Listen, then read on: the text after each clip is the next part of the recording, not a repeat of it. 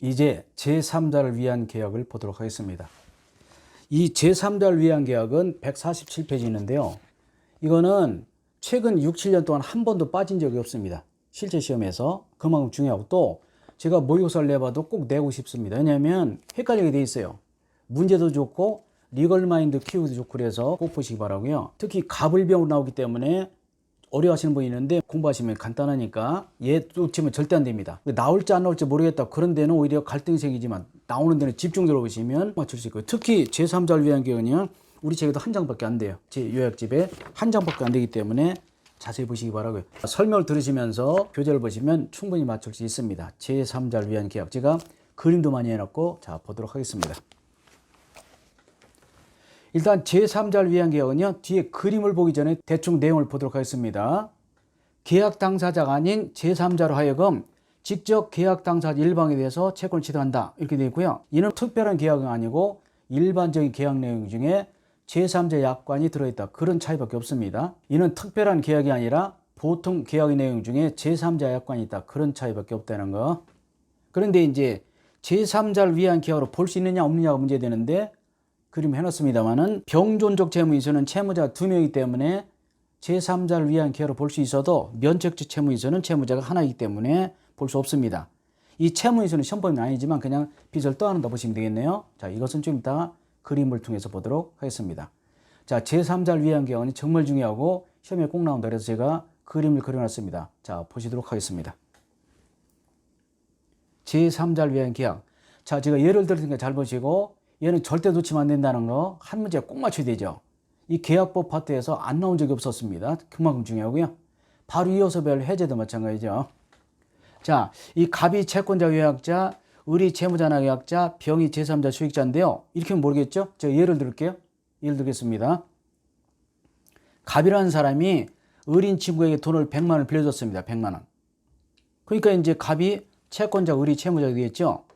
나중에 채무자로부터 돈을 이렇게 받으면 되는데, 갑이 을에게 돈을 빌려주고 나서 갑자기 돈이 필요해서 을에게 달라 소리 못하니까 병에게 돈을 100만 원을 빌렸습니다. 그런데 갑이라는 채권자가 돈을 을에게 빌려주고 5월 말에 받기로 했는데요, 병에게 돈을 빌렸었기 때문에 나중에 5월 말에 받아서 주면 되죠, 이렇게. 근데 가만히 생각해보니까 귀찮아요. 그래서 을에게 얘기합니다. 내가 너한테 5월 초에 돈을 100만 원 빌렸지, 근데 그 이후에 돈이 필요해서 병에게 또 100을 빌렸으니까 너 나에게 줄 돈을 누구에게 주라고? 병에게 주라, 이렇게 얘기합니다. 그러면 얼핏 생각해보면요, 병이라는 사람이 받아가지면 되지만요, 근데 잘 보시면 갑이라는 사람은 우리말로 손 한 대 코풀기어죠. 이 받아줄 돈을 이렇게 주라는 것이니까 을이라는 사람은 갑에게 주나 병에게 주나 똑같죠. 줄 마음이 있다면. 문제는 병의 마음이죠. 물론 병이라는 사람도 흔쾌히 받았으면 좋겠지만, 그러나 병이라는 사람이 갑에게 돈을 빌려줬기 때문에 갑에게 받는 것이 마음이 편하죠. 그런데 갑이라는 사람이 갑자기 을에게 받아가지라, 그러니까 병이라는 사람이 마음이 편치 않습니다. 물론 아무런 문제 없이 받아 쓸 수도 있겠지만, 그러나 잘 생각해 보시면 병이라는 사람은 분명히 갑에게 돈을 빌려줬기 때문에 갑으로부터 받는 것이 맞고요, 을에게 받는 것이 찜찜할 수 있겠죠. 그래서 제3자를 위한 계약은 사실은 갑을 위한 계약이지만 제3자 보호가 문제이기 때문에 병의 권리를 중시합니다. 그래서 병이라는 사람은 을에 대해서 받을 거다 말 거다 침묵을 지키는 겁니다. 받겠다고 하면 받는 것이고, 싫어 그러면 병은 누구에게? 갑에게 받으면 되죠. 어떤 때는 침묵을 지키면요, 침묵은 거절을 보기 때문에 병은 갑에게 청구할 수 있어요. 이것이 바로 제3자를 위한 계약입니다. 만일 제3자를 위한 계약이 원만히 이루어졌다면 갑이라는 사람은 받아주는 수고를 덜 수 있고요, 을은 갑에게 주나 병에게 주나 마찬가지고요. 문제는 병의 마음인데, 병이라는 사람이 받겠다 그랬으면 끝나죠. 받겠다 그러면 받으면 되죠. 문제는 이제 병이라는 사람이 받을래 말래 침묵을 지킬 수 있는데 침묵 거절을 본다. 그래서 결론적으로 병이 받겠다고 했다면 그러면 을로부터 받으면 되죠. 그럼 간단히 끝나죠. 사회경제적으로도 이렇게 직거래하듯이 두 단계가 하나로 줄이는 게 좋잖아요. 그죠? 갑은 손 한 대 코풀기다. 을은 갑에게 주나 병에게 주나 마찬가지다. 문제는 병의 마음인데 병이 받겠다고 했다면 그냥 끝나죠. 문제는 만약에 병이 받겠다고 했는데 을이 안 줘. 그런 경우는 병은 누구에게? 다시 갑에게 청하면 되죠. 그래서 병의 입장에서는 원래의 채무자가 갑이었지만 이 경우는 을이 채무자가 되고, 을이 안 주면 갑이 채무자가 됩니다. 그래서 병의 입장에서는 채무자가 2명이 되죠.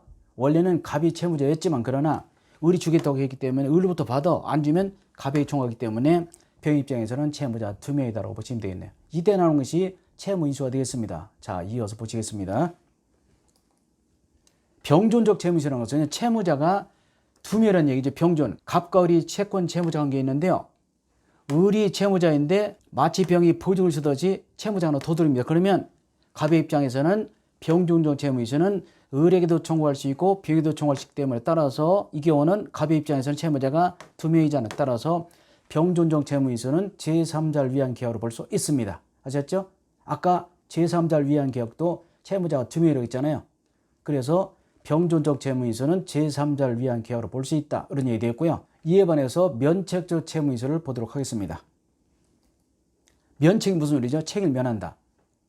원래 여기 뜻이 갑과 을 간의 채권 채무 관계에 있었습니다. 갑이 채권자, 을이 채무자. 그런데 병이 끼어들었습니다. 근데 이놈이 병이라는 사람이 채무를 몽땅 인수받아서 병이 신채무자 되고 을은 나갑니다. 그러면 갑의 입장에서는 을에게 청구할 수 없고 누구에게? 병에게만 청구할 수 있기 때문에 채무자 몇 명이죠? 하나잖아. 그래서 면책적 채무이수는 제3자를 위한 계약으로 볼 수 있어 없어요? 없습니다. 이렇게 보시면 되겠어요. 채무이수는 형법이 많이지만 병존적 채무이수는 채무자가 을병 두 명이 되기 때문에 제3자를 위한 계약으로 볼 수 있어 없어요? 있어. 그러나 면책적 채무이수는 을이 면하고 병만 남기 때문에 채무자 하나조에 따라서 이 경우는 제3자를 위한 계약으로 볼 수 없다. 이것이 기본 내용이 되겠습니다. 자, 성질 보시죠. 제3자를 위한 계약은요. 여기 뜻이 요약자와 낙약자가 체결합니다. 요약자, 낙약자. 즉 요약자, 채권자와 낙약자, 채무자 간에 체결하고요. 제3자 병은 계약 당사가 아닙니다. 갑과 을 간의 계약을 체결하고 병은 계약 당사가 아니라는 거. 병이라는 사람은 원하면 받고 원치 않으면 안 받으면 돼. 병이라는 사람이 남 계약 가지고 1억 궁제로 할 필요도 없고요. 그럴 이유도 없습니다. 자, 제3자는 누구죠? 병은 직접 낙약자 을에 대해서 급부청을 주도합니다. 아까 병이라는 사람이 을에게 받겠다 그러면 되죠. 이건 병의 자유입니다. 병이 강요당하지 않습니다. 원하면 받을 거야. 아니면 싫어. 아니면 침묵을 지키면 되죠. 침묵은 거절을 본다고 했고요. 바로 이어 나옵니다. 이 제3자가 받을 거리는 물권, 채권 다 되고요. 그리고 제3자에게 일정한 대가의 지급 또는 일정한 부담의 권리 부여도 허용되고요. 또한 계약 당사자 즉 갑과 을이 제3자 병에 대해서 가진 채권에 대해서 면제하는 것도 역시 제3자를 위한 계약으로 봅니다. 꼭 제3자가 받는 것뿐만 아니라 빚을 면제받는 것도 받는 것도 똑같죠. 그런 얘기 되겠고요. 그리고 이때 제3자는 계약 당시에 꼭 현존할 필요 없고요. 현존하지 않아도 즉 여기 뜻이 설립 중의 법인이나 태어나지 않은 태어도 제3자가 될 수 있다. 중요합니다. 시험에 제3자는 반드시 계약 체결 시에 현존해야 된다. X. 현존하지 않아도 설립 중의 법인도 태아도 제3자가 될 수 있다라고 보시면 되겠고요. 계약 원인 관계로서 아까 갑을 간의 관계가 무슨 관계? 보상 관계입니다. 보상 관계가 깨지면 계약 전체가 무효될 수 있습니다. 그래서 보상 관계, 기본 관계, 갑을 간의 관계이고 대가는 갑병 간의 관계죠. 요약자와 제3자 즉 채권자와 수익자 간의 관계인데 여기는 깨져도 괜찮습니다. 따라서 보상 관계가 깨지면 계약 영향을 받습니다. 그러나 대가 관계는 영향이 없습니다. 갑을 간의 관계가 깨지면 계약 전체가 무효가 될 수 있어도 갑병, 대가 관계 깨져도 영향이 없다는 거 중요합니다. 보상 관계는 계약의 기본 관계이므로 갑을 간의 관계가 깨지면 계약 전체가 무효가 될 수 있다는 거. 그러나 갑병, 대가 관계 깨져도 계약 영향이 없다는 거 중요합니다. 제3자 보호가 중요하죠. 제3자 병은요. 제3자가 즉 병이라는 사람이 을에 대해서 수익의사표시를 하면 됩니다. 수익의사표시.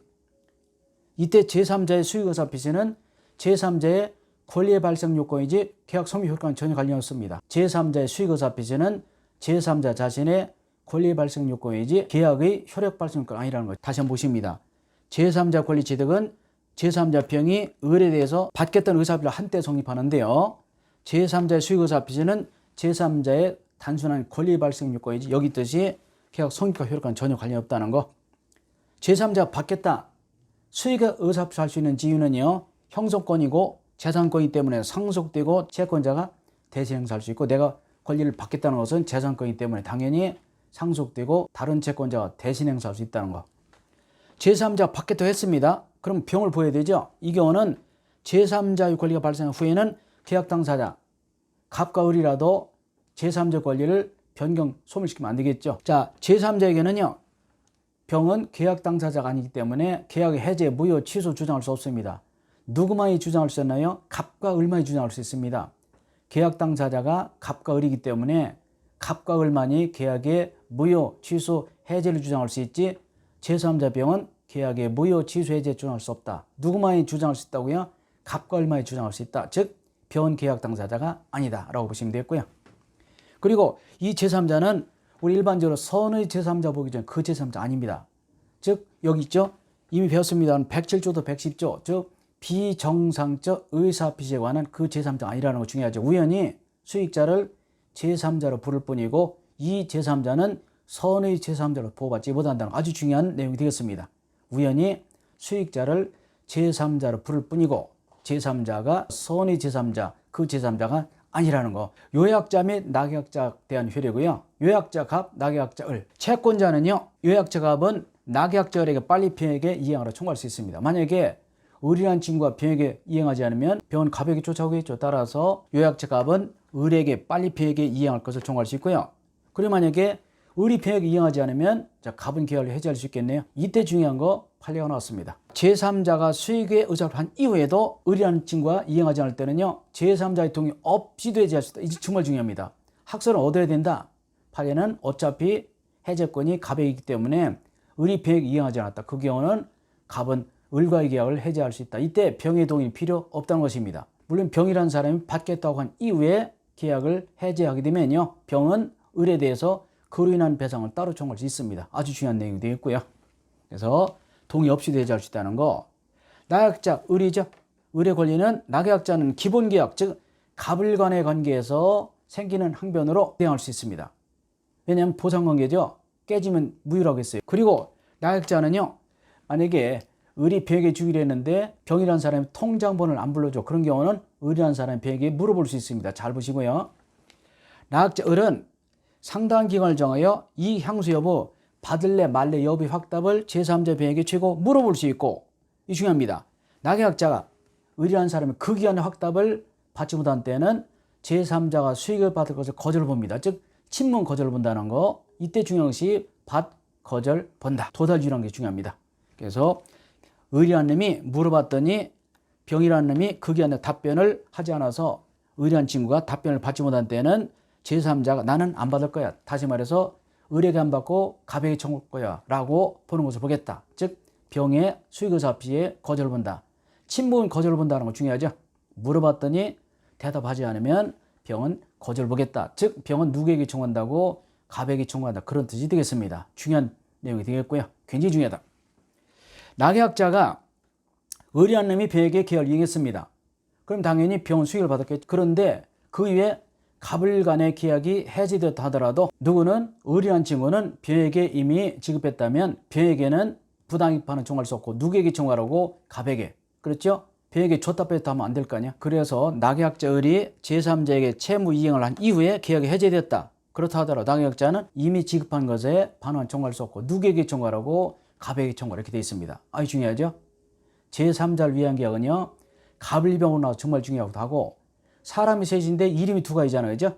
채권자, 요약자, 채무자, 낙약자, 제3자, 수익자 이름이 둘씩이기 때문에 잘못하면 6명이 돌아다녀요. 그래서 굉장히 헷갈립니다. 그러나 공부되신 분은 꼭 맞출 수 있으니까 반복해서 보시기 바랍니다. 자, 좀 쉬었다가 계약의 해제를 보겠습니다.